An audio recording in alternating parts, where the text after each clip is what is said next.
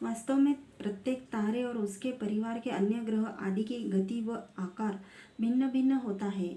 सबकी चमक तथा बनावट भी भिन्न भिन्न होती है। कहीं गुरुत्व बल कार्य करता है तो कहीं पर नहीं करता है।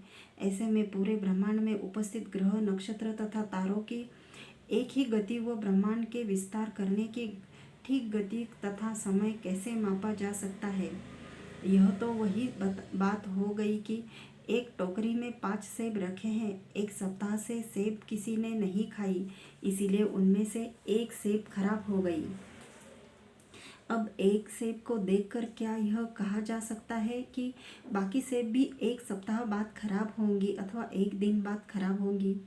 सभी सेब एक ही टोकरी में थी, फिर भी एक सेब ही क्यों खराब हुई। वास्तव में प्रत्येक सेब की बनावट थोड़ी भिन्न होती है। उसके अंदर के तत्व भी भिन्न, अर्थात किसी सेब में कोई तत्व अधिक होता है तो किसी में थोड़ा कम होता है।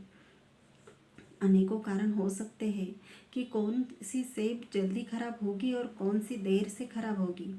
आप सभी सेबों को एक ही प्रकार से नहीं ले सकते हैं। इसी प्रकार सभी तारों की गति के विषय में एक अवधारणा बनाना असंभव है। अतः यह वर्तमान विधि उचित नहीं है। इस विषय में ब्रह्मांड वैज्ञानिक इंजे स्वयं कहते हैं कि आकाशगंगा में तारे कैसे घूम रहे हैं, इसके बारे में हमें निश्चित रूप से कुछ नहीं पता है। अब प्रश्न यह उठता है कि जब वैज्ञानिक निश्चित ही नहीं है तो किस आधार पर सृष्टि की आयु बताने की चेष्टा कर रहे हैं। मेरा निश्चित मत यह है कि यदि हम सब मनुष्य को सृष्टि की निश्चित आयु जाननी है तो भारत में रहने वाले प्राचीन आर्यों की मान्यताओं को ध्यानपूर्वक समझना होगा। आर्य लोग प्रतिदिन अपने धार्मिक कर्मकांड करने से पूर्व संस्कृत में मनुष्य की उत्पत्ति का समय बोलते हैं और प्रतिदिन एक दिन इसमें बढ़ाते जाते हैं। यह कार्य उनके पूर्वज सृष्टि के प्रथम दिन से करते आए हैं, जिसके कारण अब वे इस कार्य को निरंतर कर रहे हैं। अतः प्रमाण, तर्क व तथ्यों के आधार वेद ज्ञान लगभग 196 करोड़ वर्ष प्राचीन सिद्ध हो रहा है और अन्य रिलीजन के ग्रंथ कुछ हजार वर्ष तक ही सीमित है। आप यह भी जानते हैं कि जिस समय सृष्टि बनती है उसी समय मनुष्य को ज्ञान देना भी अनिवार्य है। अतः 196 करोड़ वर्ष पूर्व जब सृष्टि में मनुष्य उत्पन्न हुए उसी समय उन्हें वेद का ज्ञान प्राप्त हो गया था। अतः इस दूसरी परीक्षा में भी केवल वेद ही पूर्णतः सफल हुए हैं। तीसरी परीक्षा के नियम। ईश्वर सर्वज्ञ, सब कुछ जानने वाला है, अतः उसका ज्ञान त्रुटियुक्त तथा अपूर्ण नहीं होना चाहिए। ऐसा नहीं होना चाहिए कि ईश्वर पहले कुछ ज्ञान देवे और कुछ समय पश्चात उस पुराने ज्ञान को हटाकर नया ज्ञान दे देवे। ईश्वर का ज्ञान सदा एकरस तथा अपरिवर्तनीय रहना चाहिए। जब ईश्वर की बनाई हुई सृष्टि तथा उसके नियम नहीं बदलते हैं तो सृष्टि के बारे में दिया ज्ञान कैसे बदल जाएगा। जैसे पृथ्वी सूर्य के चारों ओर घूमती है आदि जैसे सिद्धांत करोड़ों वर्ष पूर्व भी सत्य थे, आज भी सत्य है, उसी प्रकार ईश्वर का ज्ञान ऐसा होना चाहिए जो सदा सत्य हो। परीक्षा। इस नियम के आधार पर परीक्षा पूर्ण करने हेतु हमें यह जानना होगा कि किस रिलीजन की पुस्तकें तथा ज्ञान बार बार समय अनुसार बदला है। यदि समय समय पर किसी का ज्ञान बदला है तो निश्चित रूप से वह इस परीक्षा में असफल हो जाएगा। 1.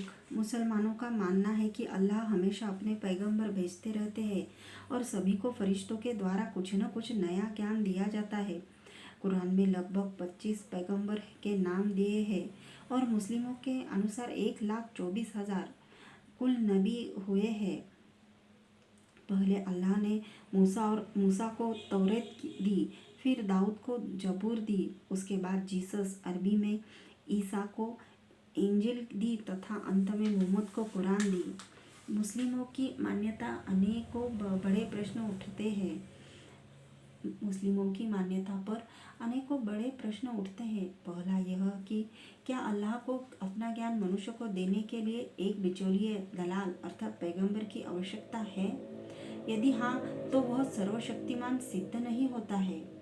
दूसरा यह कि क्या अल्लाह की पहली पुस्तक में खराबी आ जाती है जो बाद में नई नई पुस्तकें भेजता रहता है? यदि हाँ, तो ऐसा अल्लाह सर्वज्ञ सब कुछ जानने वाला नहीं हो सकता है। कुछ मुस्लिम कहते हैं कि लोग अल्लाह के दिए संदेश को बदल देते हैं, इसलिए नया संदेश देना पड़ता है। इसमें भी प्रश्न उठता है कि वह ज्ञान ही क्या जिसको मनुष्य बदल देवे। यदि अल्लाह के ज्ञान को लोग बार बार बदल देते हैं तो क्या कुरान भी बदल चुकी है? सारा संसार जानता है कि यहूदी, ईसाई तथा मुस्लिम अपनी अपनी पुस्तकों को ठीक बताने व सिद्ध करने में हजारों सालों से लड़ते आए हैं। इसका सीधा अर्थ निकलता है कि इन सभी की पुस्तकों में अलग अलग बातें हैं। यदि एक जैसा ज्ञान होता तो ये लोग किस बात पर झगड़ते? इन सभी पुस्तकों में अलग अलग बात है।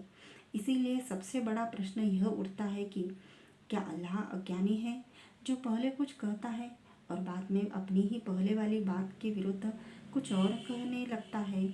और लोग तो ऐसे राजनेता पर भी भरोसा नहीं करते हैं जो बार बार अपनी बात से मुकर हट जाना चाहता है। आश्चर्य है कि फिर वही लोग ऐसे अल्लाह पर भरोसा कैसे कर सकते हैं? मुस्लिमों से पहले ईसाई और उनसे पहले यहूदी है।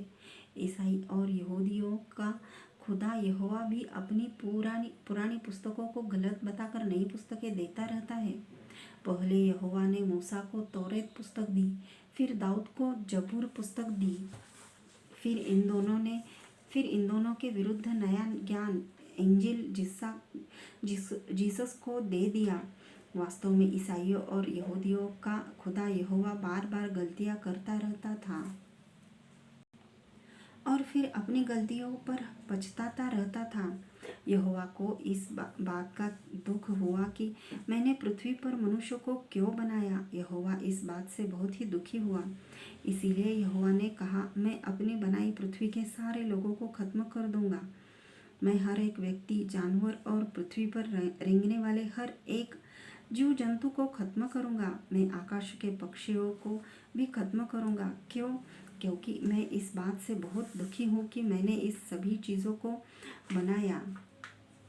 क्या यहोवा को सृष्टि बनाने से पहले यह नहीं पता था? यहोवा पृथ्वी को नष्ट करना चाहता था क्योंकि मनुष्य बुरे विचारों के हो गए थे। लेकिन पूरी पृथ्वी अर्थात सभी जीव जंतुओं को भी मनुष्य की बुराई की सजा यहोवा क्यों देना चाहता था? क्या यही न्याय है? वास्तव में ये बच्चों को प्रसन्न करने के लिए लुभावनी और चमत्कारी कहानियाँ हैं। आजकल ऐसी कहानियों पर सुपरमैन, आयरन, स्पाइडरमैन जैसी फिल्में बनने लग गई हैं। प्रत्येक दौर के मनुष्य को काल्पनिक कहानियाँ किसी न किसी रूप में अच्छी लगती है। वास्तव में जिस यहोवा को स्वयं ही नहीं पता कि क्या करना चाहिए, वह क्या नहीं, वो मनुष्य को क्या शिक्षा दे सकता है। कुछ लोगों को समझ नहीं आ रहा होगा कि कौन सा ग्रंथ किनका है, अतः एक बार क्रम से समझते हैं। पहले यहोवा ने मूसा को तौरेत पुस्तक दी।